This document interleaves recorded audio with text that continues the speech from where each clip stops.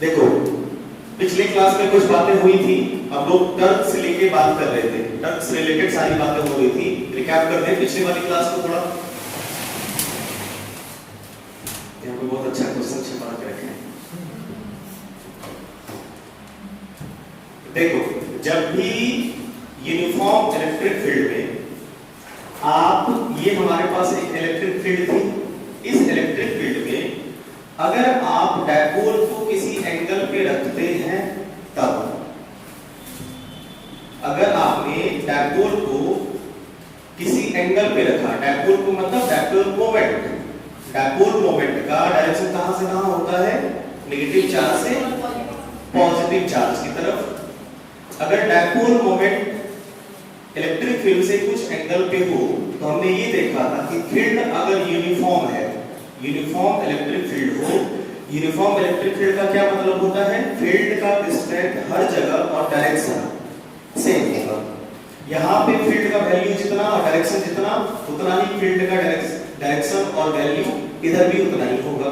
इसको हम लोग कहते हैं uniform electric field. Uniform electric field में आप इसे ऐसे भी समझ सकते हैं कि कहीं भी पॉइंट चार्ज को रखोगे तो उस पे फोर्स लगेगा जिसका मैग्नीट्यूड होगा QE कांस्टेंट। अब हमने ये देखा था कि net translational force, horizontal direction में फोर्स फॉरवर्ड और हॉरिजॉन्टल डायरेक्शन में फोर्स बैकवर्ड इक्विवेलेंट हो जाता था, और ये हॉरिजॉन्टली बैलेंस हो जाती थी, ना ये इधर मूव करेगी ना ये पीछे की तरफ मूव करेगी, हमने ये देखा था। लेकिन जो ट्रांसलेशनल इक्विलिब्रियम है वो इसका नहीं बना रहा। क्यों? क्योंकि इस पे लग जाता है टर्क, और टर्क कितना होता है, इस पे जो टर्क लगता है वो होता था P क्रॉस E। नहीं, इस पे ये टर्क लगेगा जिस टर्क की वजह से ये रोटेट करेगी। इस टर्क का इफेक्ट आपको कैसे दिखेगा, ये डायपोल रोटेशन स्टार्ट कर देगी क्लॉकवाइज, ये टर्क बना P क्रॉस E या PE sin थीटा। इतनी बातें हुई थी। अब आपका कुछ ऑब्जेक्टिव आता है बढ़िया बढ़िया वाला, उसे देख लेते हैं। देखो सबसे पहली बात,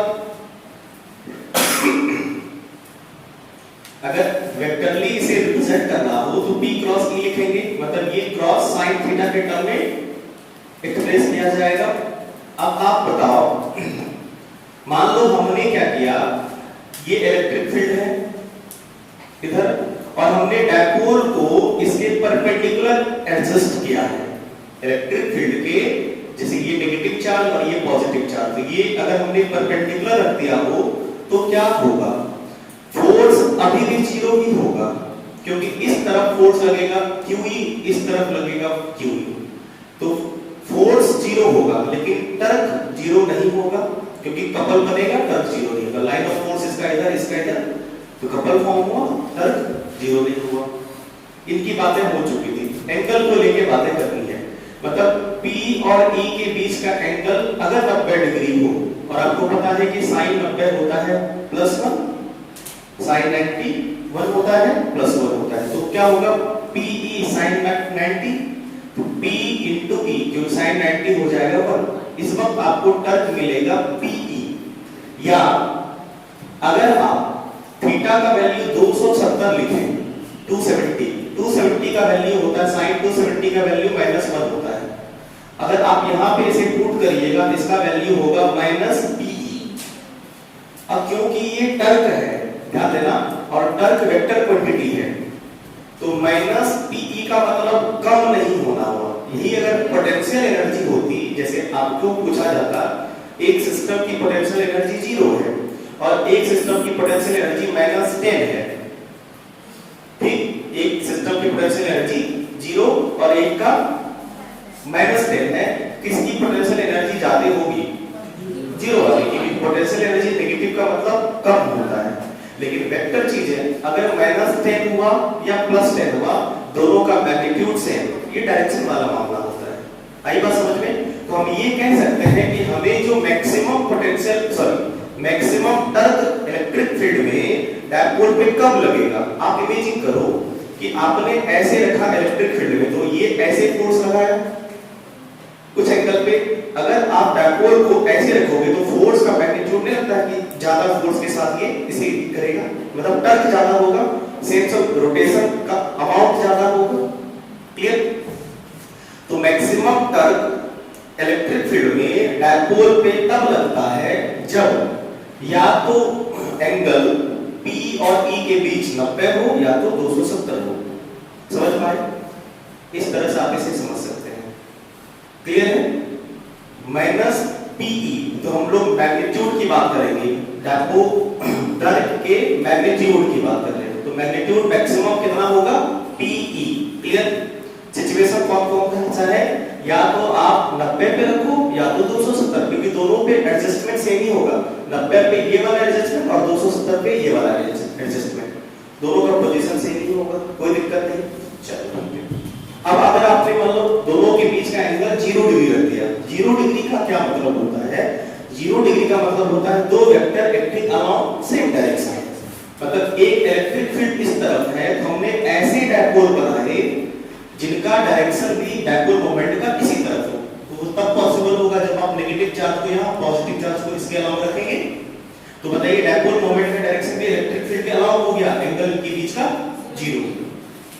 जब एंगल 0 होगा तो आपको पता है साइन 0 होता है, तो टर्क क्या होगा? बिल्कुल लगेगा। अब इसको थोड़ा फील करते हैं।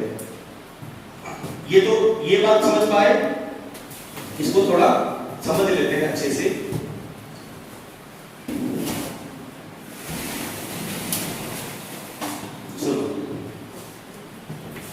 मैक्सिमम और मिनिमम टर्क को थोड़ा करते हैं फील। ये आपने ये एक लाइन लिया टर्क, ये मोमेंट, और ये है इलेक्ट्रिक फील्ड। अभी आप इस पॉजिटिव चार्ज को इस तरफ पुश कर रहे हैं। कुछ फोर्स मान लीजिए आपने फील किया QE। फोर्स तो ऐसे भी छोड़ो, फोर्स से क्या मतलब है? तो टर्क से मतलब है ना। आपने टर्क लगाया और जब आपने इलेक्ट्रिक फील्ड के सीधा लगाया, तो बताइए रोटेशन का मैग्नीट्यूड कब ज्यादा होगा? जब आप इसको ऐसे रखोगे। फील करने वाली बात नहीं है, सिंपल। अब आते हैं, अगर मान लो हमारे पास ये इलेक्ट्रिक फील्ड है और डायपोल को हमने एकदम बिल्कुल ही पैरेलल रख दिया, इलेक्ट्रिक फील्ड के पैरेलल मतलब डायरेक्शन से। अगर डायपोल मोमेंट इधर ले लेते हैं, इलेक्ट्रिक फील्ड इधर है, तो बताइए क्या करेगा ये? देखो क्योंकि यूनिफॉर्म इलेक्ट्रिक फील्ड है तो आगे तो जाना है नहीं, इसे पीछे तो जाना है नहीं, यहां पे रोटेट कर सकता था, लेकिन क्या आप बोलो इलेक्ट्रिक फील्ड इसे रोटेट कर पाएगी? इलेक्ट्रिक फील्ड इसे रोटेट कर पाएगी? नहीं कर पाएगी। क्या रोटेशन होगा? बिल्कुल नहीं, मतलब 0। रोटेशन 0 नहीं होगा, तो न्यूटन रोटेशन होगा। अगर डायपोल एकदम थोड़ा सा भी डायपोल अगर टेढ़ा होगा फिर तो रोटेट करना स्टार्ट कर जाएगा, लेकिन एकदम बिल्कुल ही पैरेलल होगी इलेक्ट्रिक फील्ड के, और डायपोल मोमेंट का डायरेक्शन या पैरेलल हो या एंटी पैरेलल हो, रोटेशन नहीं होगा, मतलब टर्क 0 होगा। और आया भी ना मिनिमम रोटेशन। देखो मिनिमम रोटेशन 0 हुआ कि नहीं हुआ? एक तो लॉजिक से, दूसरा फॉर्मूले से। थीटा 0 या 180 का वैल्यू होता है 0 जब दोनों के बीच का एंगल, डायपोल मोमेंट के बीच का एंगल 0 डिग्री या 180 डिग्री होगा। मतलब आप डायपोल को इलेक्ट्रिक फील्ड के पैरेलल या एंटी पैरेलल रखो तो डायपोल पे टर्क 0 होगा। फोर्स तो 0 होना ही। यूनिफॉर्म इलेक्ट्रिक फील्ड में डायपोल को रखिएगा तो नेट फोर्स 0 होगा। डायपोल को रखने से नेट फोर्स 0 होता है, चार्ज पे लगता है फोर्स, चार्ज पे फोर्स लगता है, बात कर चुके हैं, उसकी वजह से मोशन भी होता है। क्लियर? ये बातें समझ में आई? क्लियर? अब इसके कांसेप्ट पे डायपोल मोमेंट को डिफाइन करते हैं। अभी तक हम लोगों ने बस डायपोल मोमेंट ये समझा है कि डायपोल का स्ट्रेंथ बताता है और निकाला कैसे जाता है? Q into 2L करके। डायपोल मोमेंट क्या बताता है? डायपोल का स्ट्रेंथ कितना है, निकालते कैसे हैं? Q into 2L करके। आइए डायपोल मोमेंट का फील लेते हैं कि डायपोल मोमेंट एक्चुअल में है क्या, रियल में उसका क्या फील है। तो ये रहा इसका फील। सिचुएशन लेते हैं, हमारे पास मान लीजिए एक इलेक्ट्रिक डायपोल है जिसका चार्ज Q और लेंथ 2L है।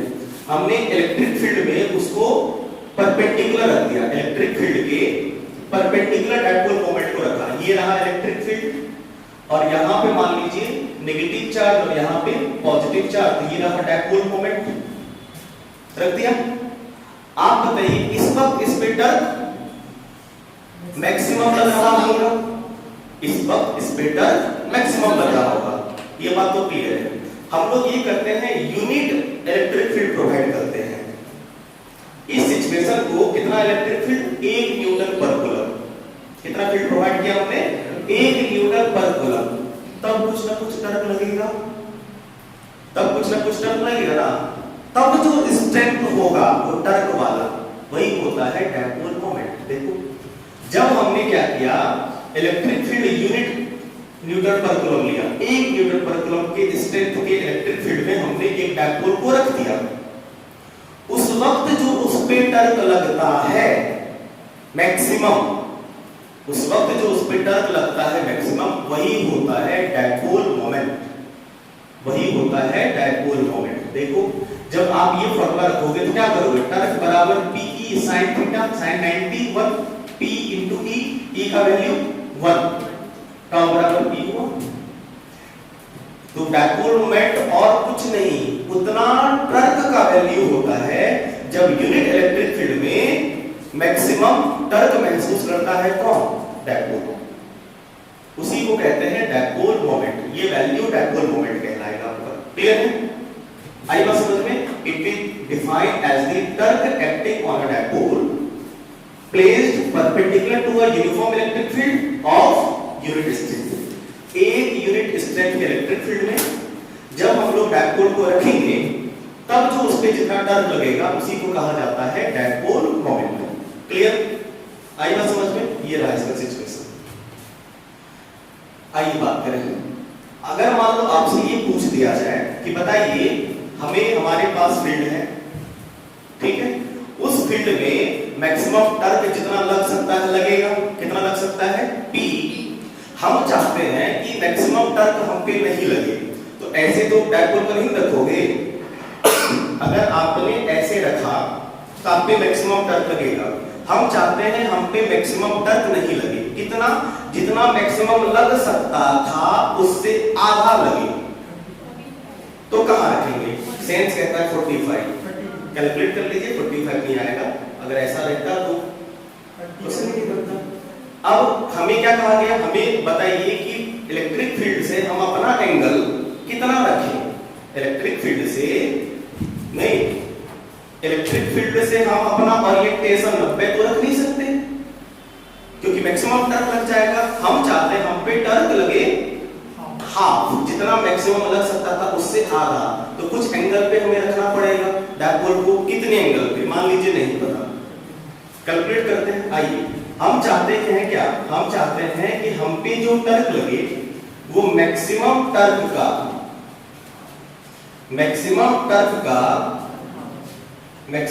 का आधा लगे।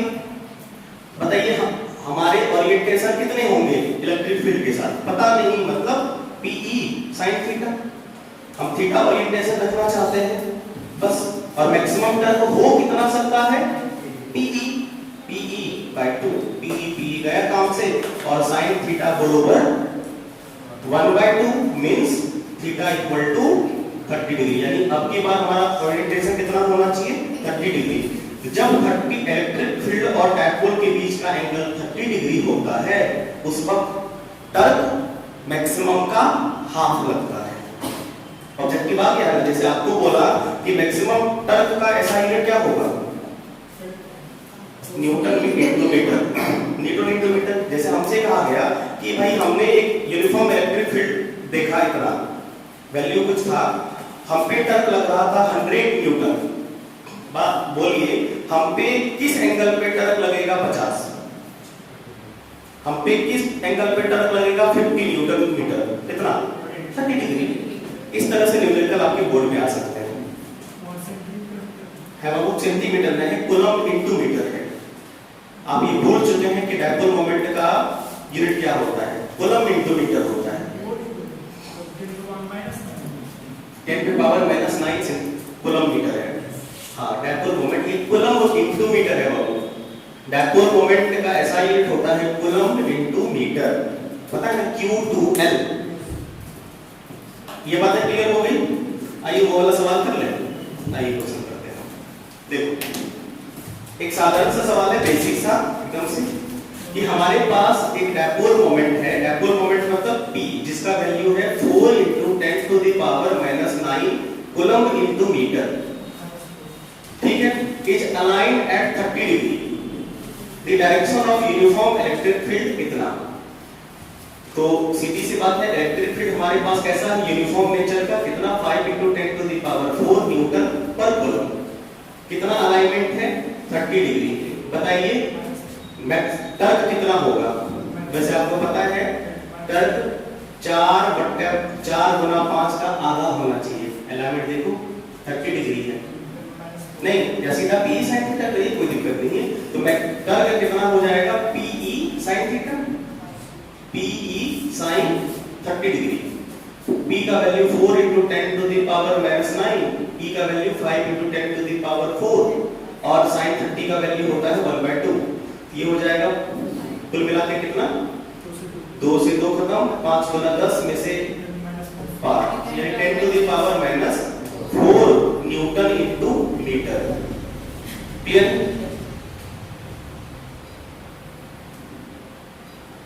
ठीक, समझ पाए? Very good. ये एक छोटी सी बात है, इसे समझते हैं। समझ पाए सर इसे? देखो अगर तुम ऑब्जर्व करो कि इलेक्ट्रिक फील्ड में, यूनिफॉर्म इलेक्ट्रिक फील्ड में डायपोल को किसी भी एंगल पे रखो, जैसे पहले हमने डायपोल को ऐसे रखा, ये पॉजिटिव चार्ज, ये नेगेटिव चार्ज, ये पॉजिटिव चार्ज को इस तरफ खींचेगा, नेगेटिव को पीछे खींचेगा। अगर हमने इसको थोड़ा और रोटेट कर दिया, एंगल बढ़ा दिया, फिर भी पॉजिटिव चार्ज को जिधर खींच रहा था उधर ही खींचेगा, नेगेटिव को जिधर खींच रहा था उधर ही खींचेगा। मतलब ये जो इलेक्ट्रिक फील्ड की ये टेंडेंसी होती है कि हमेशा वो अपने अलाउंग डायपोल को लेना, मतलब ये डायपोल मोमेंट है ना, देखो डायपोल मोमेंट क्या है, ये है, ये बोलेगा कि काहे टेंशन लेते हो, मेरी तरफ चलो ना। मतलब डायपोल मोमेंट को हमेशा ये अपने डायरेक्शन में अलाइन करने की टेंडेंसी रखती है। कौन? Uniform electric field. क्लियर है? मतलब ये है ना। बोलिए यहां तक कोई समस्या? आपके सिलेबस के अकॉर्डिंग चीजें खत्म हुई टर्म से रिलेटेड, लेकिन सवाल बोर्ड में आ चुका है नॉन यूनिफॉर्म से रिलेटेड ऑब्जेक्टिव। आपके एनसीईआरटी के सामने लिखा है, एनसीईआरटी एग्जाम्पलर ने भी लिखा है। एग्जाम्पल ले लिया आप लोग? ले लीजिएगा एनसीईआरटी एग्जाम्पल। सस्ता वाला ले लीजिए, अरिहंत वाला मान लीजिए महंगा आता है, तो आप सस्ता वाला एनसीईआरटी का ले लीजिए। एनसीईआरटी का 70-80 रुपए में मिलेगा आपको। देखा नहीं मिला मार्केट में, ऑनलाइन मंगवा दो, अरिहंत का मिल जाएगा वैसे मार्केट में। बहुत ऑब्जेक्टिव बहुत तगड़ा हो जाएगा आपका एनसीईआरटी एग्जाम्पल बनाने से। हाँ, रेफरेंस बुक में मिल जाएगा कोई भी। खैर जो भी, आइए बात करें। उसमें आपको नॉन यूनिफॉर्म इलेक्ट्रिक फील्ड को लेकर सवाल पूछा गया है। आप ये सोच सकते थे कि सर यूनिफॉर्म इलेक्ट्रिक फील्ड में हमने डायपोल को रखा, तो ये सब सारी बातें हुई।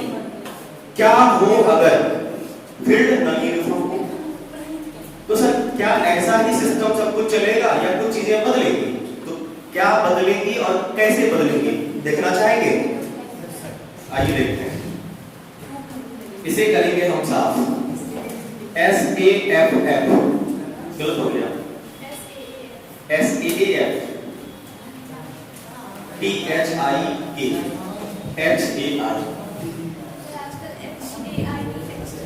H चल रहा है।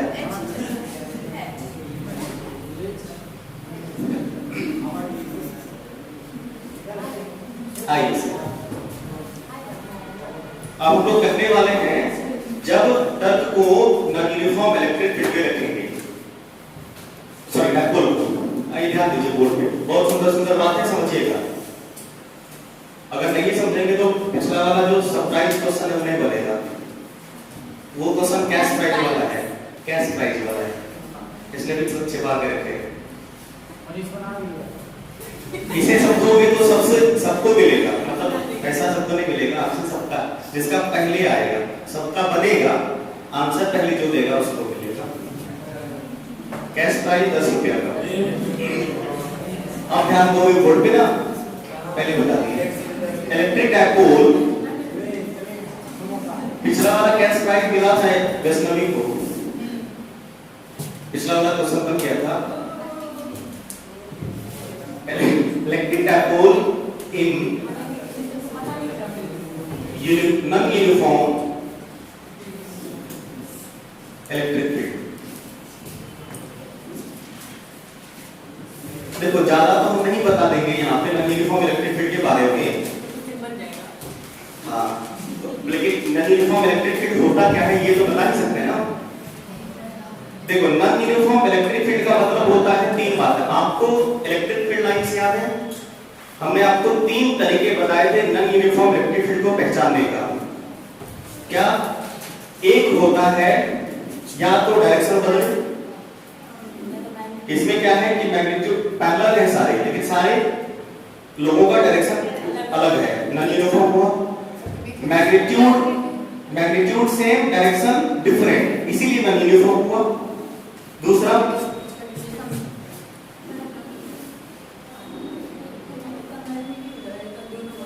अब देखो direction same, unequal magnitude, parallel lines के गैप अलग अलग है, unequal magnitude, direction same, non uniform electric field. और दूसरा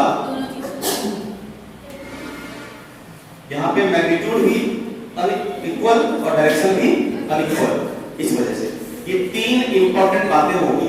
तो यूनिफॉर्म मैग्नेटिक फील्ड को करना है तो तीन में से कोई भी एक कर दोगे चलेगा, या तो डायरेक्शन अलग कर दो, या तो मैग्नीट्यूड अलग कर दो, या तो सब कुछ अलग कर दो। नॉन यूनिफॉर्म इलेक्ट्रिक फील्ड का ही मतलब होता है, नहीं, नॉन यूनिफॉर्म इलेक्ट्रिक फील्ड का मतलब होता है direction different. Non uniform EF का मतलब हुआ डायरेक्शन डिफरेंट, मतलब ये वाला, यहां पे क्या है डायरेक्शन डिफरेंट है, मैग्नीट्यूड सेम है। दूसरा ये कह सकते हैं मैग्नीट्यूड डिफरेंट, मतलब डायरेक्शन सेम।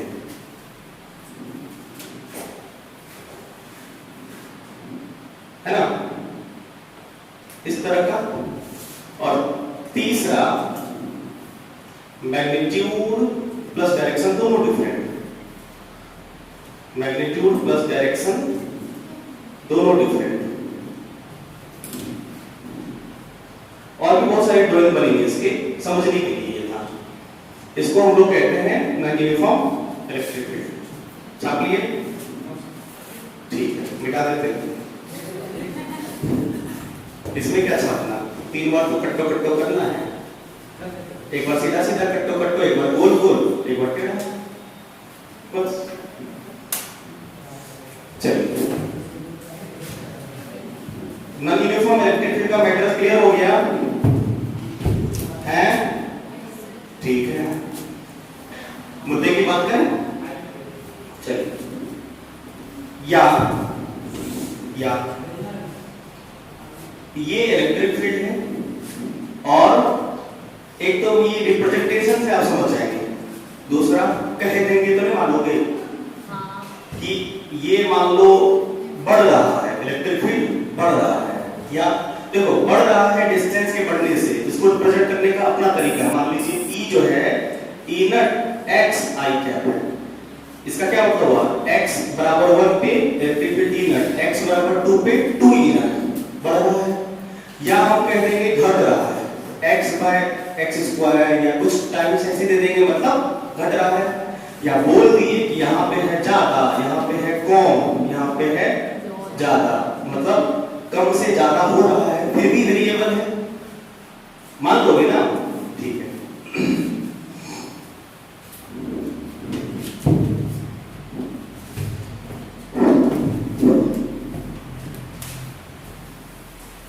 तो हमने एक इलेक्ट्रिक फील्ड लिया नॉन यूनिफॉर्म,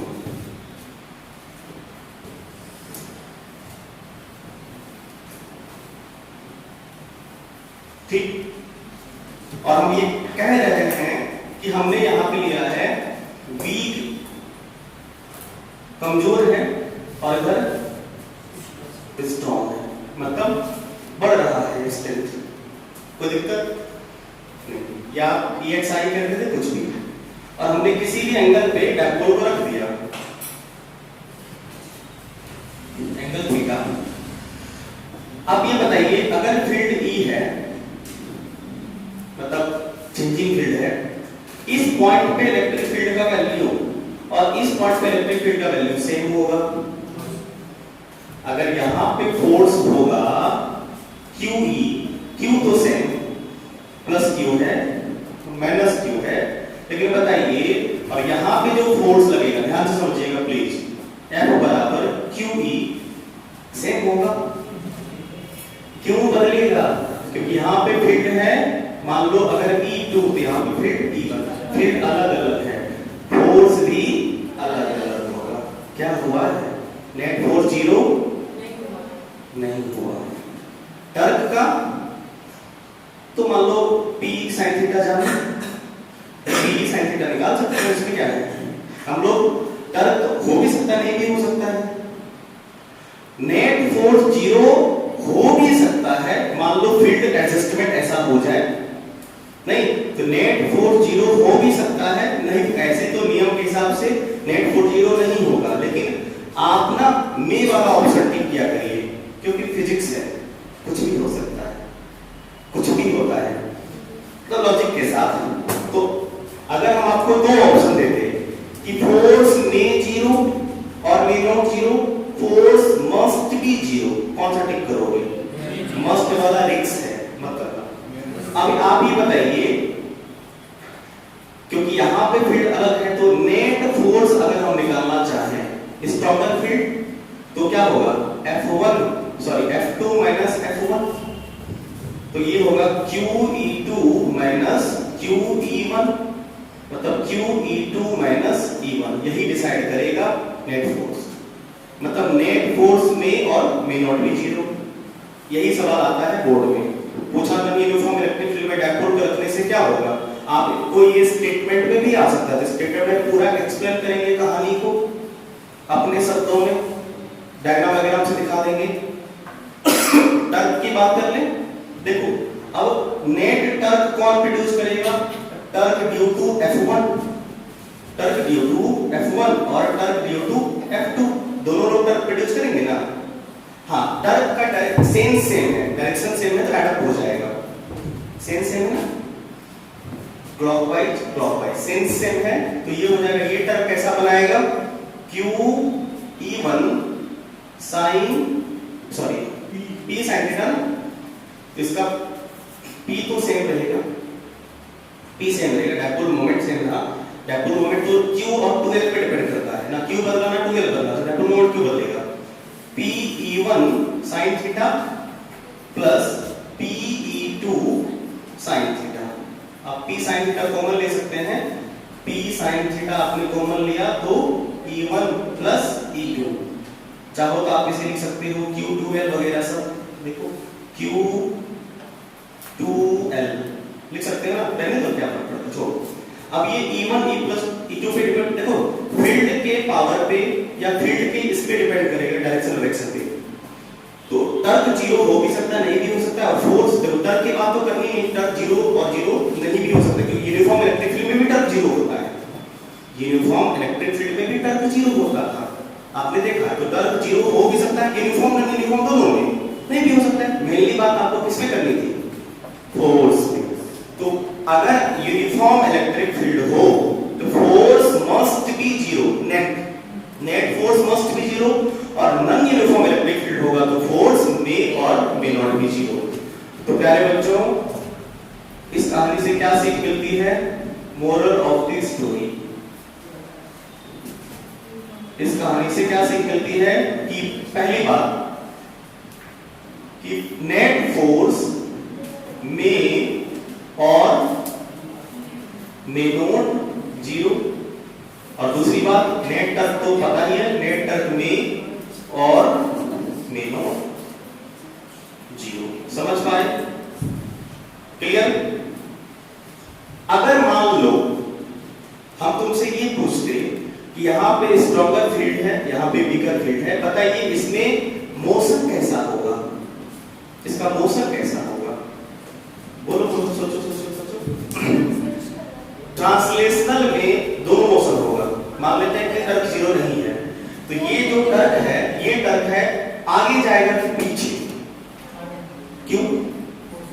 क्योंकि फिर जाता है, पक्का। तो ये कैसा मोशन करेगा? ये मोशन आगे भी जाएगा और घूमेगा भी, आगे भी जाएगा घूमेगा भी, दोनों मोशन करेगा। ये होगा अगर टर्क जीरो के बाद रोटेट भी करेगा, आगे जाएगा। क्लियर? आई बात? कहानी पूरी समझ में आ गई? क्या आप क्वेश्चन के लिए तैयार हैं? इसको छापिए और क्वेश्चन करते हैं। छापो इसको, फटाफट छापो, फटाफट छापो। रिजल्ट ठीक है? हमको एक कमी सी लग रही है, इसमें थोड़ी अधूरा अधूरा लग रहा है। अच्छा एक हमको कुछ, अगर टर्क लिखेंगे तो टर्क होता है क्या? Force into arm length. टाउ1 कितना होगा? फोर्स कितना है? F1, मतलब QE1 arm length L sin theta ना। ओहो, गलत, माइनस तो नहीं होगा, टर्क सेम हुआ ना, सेम सेम है, माइनस नहीं होगा। टर्क का डायरेक्शन सेम है तो प्लस ही होगा।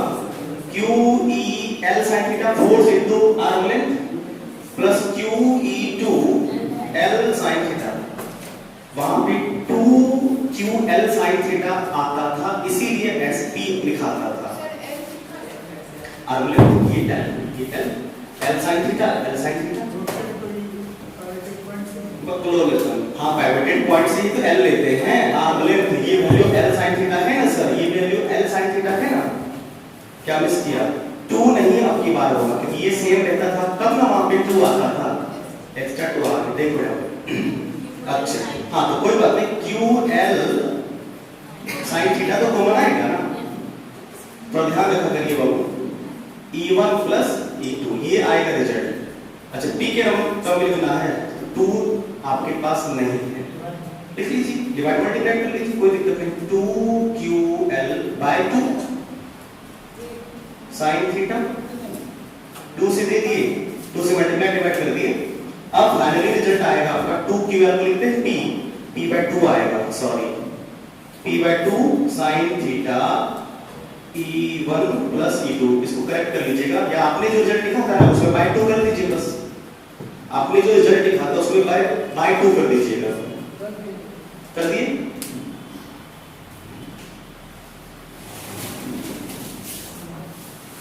शुरू करें? ये रहा आपकी स्क्रीन पे 10 रुपये के लिए सवाल। Screen blank.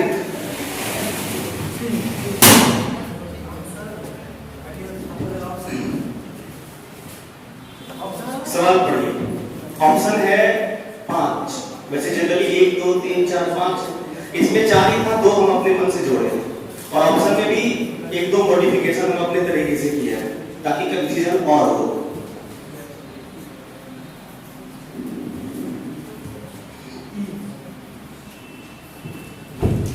क्या बोला मनीष? सी ई,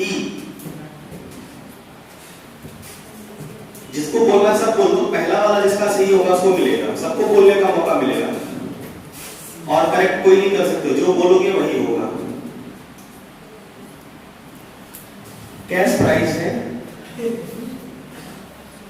RS 10, समय 1 मिनट ना। क्या नाम है? शुभम। शुभम का ए, तीसरा नंबर पे तो एक ही सही है। कौन बोला?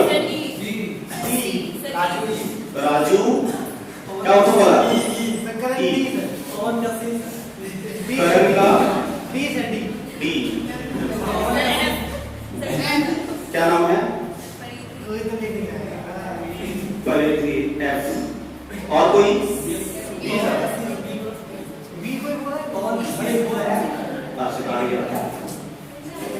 आर्या। क्या बोले? सी। और कोई? बी। क्या? आर्या वैष्णवी सी। बी क्या नाम है इसका? तुषार। विशाल का आया है बी। और कोई? और कोई? विशाल बी। उसके बाद हो गया। और कोई बोलना चाहेंगे? पल्लवी क्या फर्क पड़ता है? मतलब उसी में से कोई सही एक सारा आया ना, A B C D F सब आ गया, कोई एक सही है होगा। जिसका सही है उसको एक्सप्लेन भी करना पड़ेगा। अब ए बी सी डी बोल दोगे ऐसे थोड़ी होता है, जय माता दी ऐसे थोड़ी होता है। इंटरव्यू भी टॉप करते हो तो इंटरव्यू होती है ना। चलिए हाँ बिल्कुल एक्सप्लेन करेगा तो बिल्कुल मिलेगा। नहीं कोड का मिलेगा। चलिए समय समाप्त हुआ। और भी फिर भी कोई आंसर कहना चाहते तो कह सकते हैं। बाद में नहीं कहिएगा कि सर लोकतंत्र है हमको बोलने का अधिकार नहीं मिला। नन ऑफ दिस एक्सप्लेन करें। वैसे आंसर हम सही बोलते हैं, जो गलत बोला है उसका तो कोई बात नहीं, जो सही बोला है वो एक्सप्लेन करेगा। इसका आंसर होगा बी।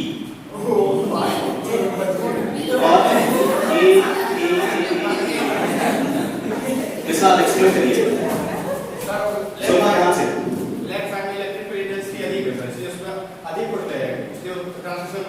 कैसे पता चला कि लेफ्ट में इलेक्ट्रिक फील्ड अधिक है? Number of electric field lines की डेंसिटी जहां ज्यादा, फील्ड स्ट्रेंथ वहां पे ज्यादा। फील्ड स्ट्रॉन्ग किधर है? अच्छा ये मतलब पहले यूनिफॉर्म इलेक्ट्रिक फील्ड है कि non uniform? Confirm. Net force zero नहीं होगा, या तो ये आगे जाएगा या तो पीछे जाएगा, ऊपर जाएगा नीचे जाएगा। इसका मतलब ये और ये तो गलत हुआ। आई बात समझ में? अब देखो फील्ड का डेंसिटी जहां पे ज्यादा होता है, स्ट्रेंथ वहां ज्यादा होता है। Number of field lines proportional to strength of electric field copy में लिखा गया है। कराए हैं क्वेश्चन देखो, कॉपी में लिखा है ना property of electric field line. Strong field किधर होगा? इधर होगा। वीक फील्ड बताइए नेट फोर्स किधर लगेगा? लेफ्ट की तरफ लगेगी ना। ये डायपोल पीछे ज्यादा फोर्स से खींच रहा है, आगे कम फोर्स से, तो नेट फोर्स किधर लगेगी? नेट फोर्स किधर लगेगी? वेरी गुड, वेरी गुड, समझ गए? का बुद्धि का भी उपयोग करो। विशाल कुमार विनर आज की क्लास का। कितना माइनर मिस्टेक तुम लोगों ने किया है, कितना सिली मिस्टेक किया है। आई बात समझ में? सवाल कैश प्राइस के लिए नहीं था, बस सोचने के लिए था। चलो ये मिलता है 10 रुपये का कैश प्राइज विशाल कुमार को। लो विशाल लो। जो कमिटमेंट जो है वही रहेगा। और हमको तो सच में उम्मीद रहता है आंसर तक सुनो। देखो हमको ये पता था कि ABCD में से कोई सही बोलेगा, लेकिन एक्सप्लेन करेगा करेक्ट थोड़ा कम उम्मीद था, और जिससे उम्मीद था वो तो गोले हो गया। बहुत सुंदर। इसीलिए प्रेजेंस ऑफ माइंड आपका ठीक होना चाहिए। सवाल समझ पाए बात को ना? आपको कंफ्यूज करने के लिए दिया गया था और हो गए। समझ पाए? क्वेश्चन नोट कर लीजिए। NCERT एग्जाम्पल का सवाल है। NCERT एग्जाम्पल रखा है।